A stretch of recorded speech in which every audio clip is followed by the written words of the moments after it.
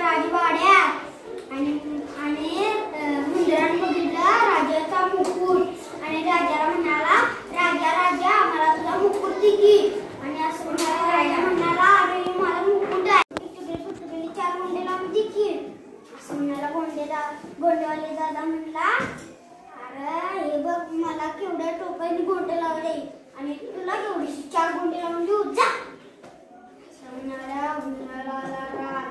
म्हणाला गोंडेवाले दादा माझ्या टोपीला गोंडे लावून दे, नाहीतर तुझ्या मोठ्या गोंड्यानी घुसून करतो ना टाकी.